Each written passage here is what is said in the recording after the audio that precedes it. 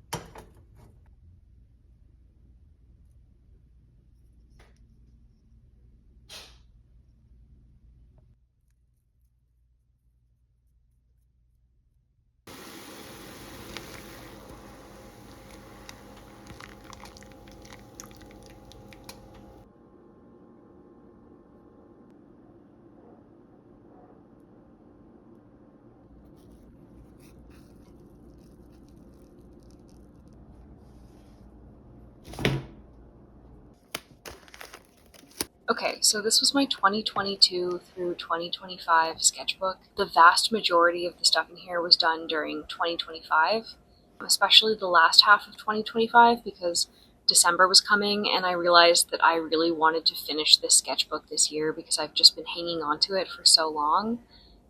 So yeah, the first thing that I drew in this was this like floating man and these sneakers and this weird little guy with his scissors and his spiky head.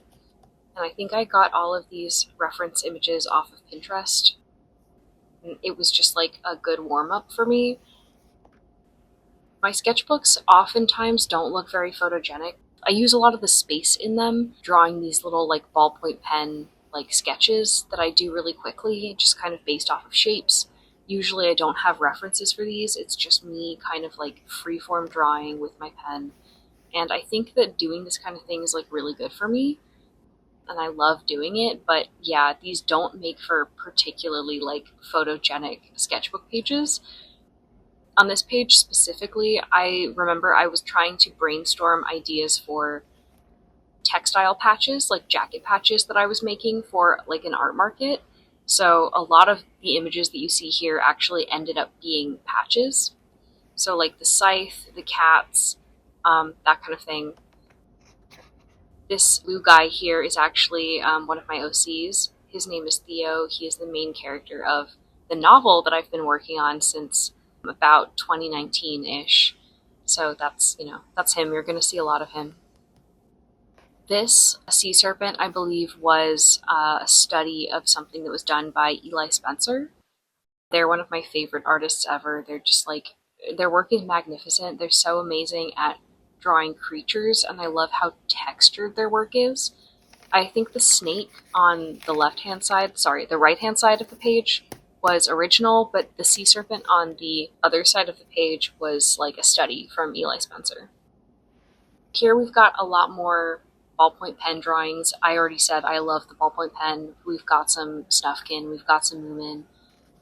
I got really into drawing unicorns for a while. I love unicorn imagery. My favorite tapestry ever is that one called The Captive Unicorn. So I drew like creepy unicorns for a while, just kind of as warm-ups. Sans Undertale is here, you'll notice. Wouldn't be a true sketchbook without him. I also got really into drawing borzois around this time, so I've got a lot of like sketches of dogs. Oh, this one. So this was the painting that made me realize that I should be doing a red underpainting for basically all of my watercolors, because a red underpainting, without a doubt, makes the colors richer and much more vibrant no matter what you're painting on top of it. I know a lot of people like a blue underpainting, but red is like really my guy right now. I love doing a red underpainting. It just makes everything so rich and warm. I think this was Fallon, like a sketch of Fallon from Dungeon Meshi. And then this here was a study of an artist called Leo Mortem, I believe, who I follow on Instagram. And the rest of this stuff was just like weird little doodles that I was doing over the summer. Here we've got some Marcel from Dungeon Meshi as well, various OCs, some sketches of like random dudes. Again, with the borzois, I don't know, I was really into borzois around this time, so I was drawing a lot of them. Here we've got some watercolors. I love layering watercolor to create shadow and texture and all of that stuff. I love working with pen on top of watercolor. These are kind of some of my favorite like ways to combine different types of media. Pen and watercolor just go together so well.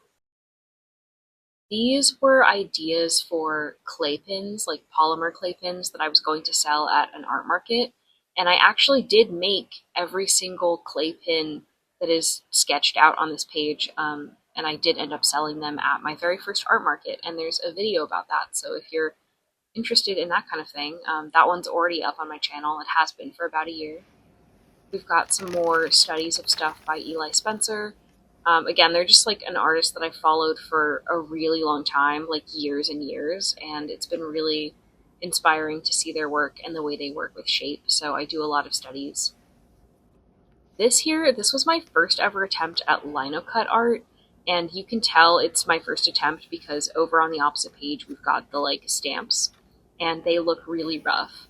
But I did end up refining this lino cut print, and I've been selling like textile patches of this print for over a year now.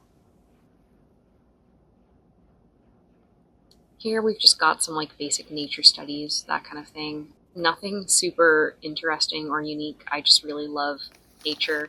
Another motif I got really into drawing this year was thistles and dandelions, especially dandelions. I love that they're like this weed that people don't normally see as like worthy of notice, but they're just really fun to draw.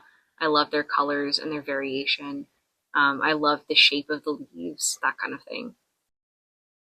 This little dragon guy was actually like a sketch for a larger watercolor piece that I ended up giving as a gift to my friend, and I believe it is hanging in her apartment right now.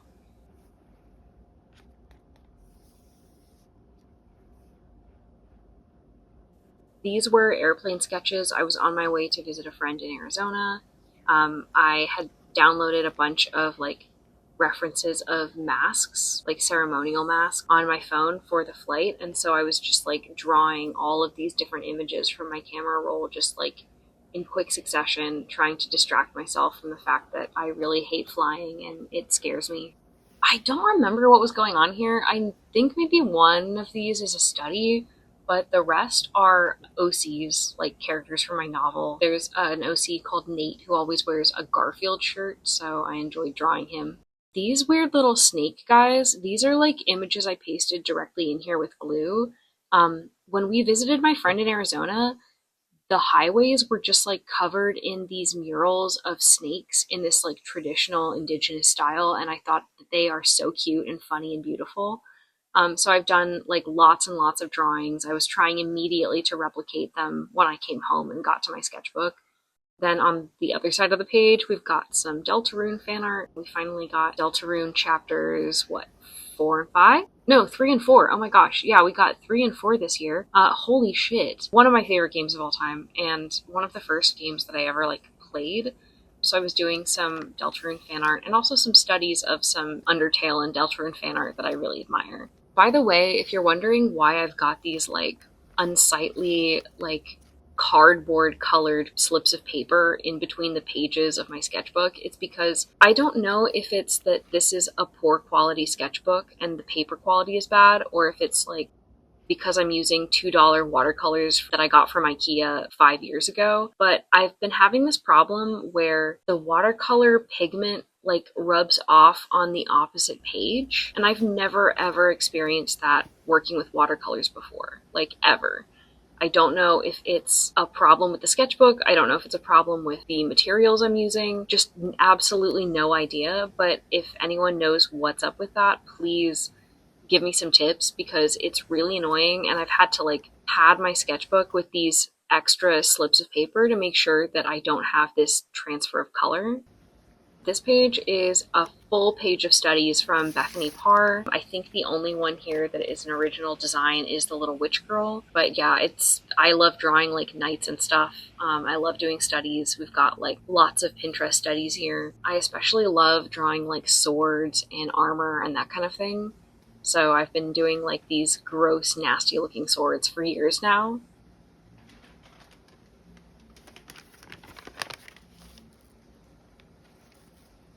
This is another study. I absolutely loved doing the like layered pigment just in one color. It was a really fun challenge for me. The only color I used for this entire painting was red, like just layers and layers of red, and it was just the same pigment over and over again. Got some nature studies here, got a little like tattoo style crab, got a bird, you know how it is.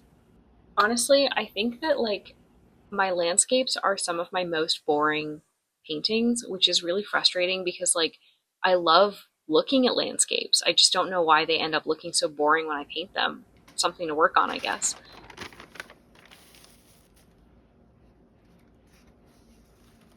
Oh my gosh. I love how this page turned out. I think it ended up looking so interesting and dynamic, and I forgot to scan this page when I was scanning my sketchbook to like digitize it, and I am so mad at myself that I forgot to scan this page. I don't know why I did that. Yeah, rest in pieces.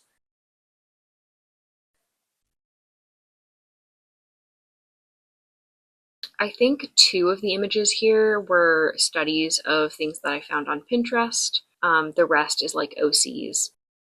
That here, that's Nate, my OC again. He's a character from my novel.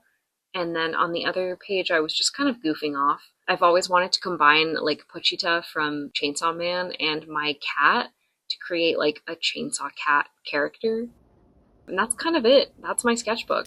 Um, it's not like the most impressive thing in the world, but like, look at that shit. I finished that.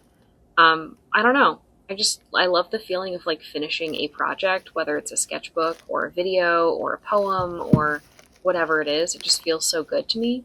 And I think that the sketchbook has been good to me, and I'm excited to move on to bigger and better things.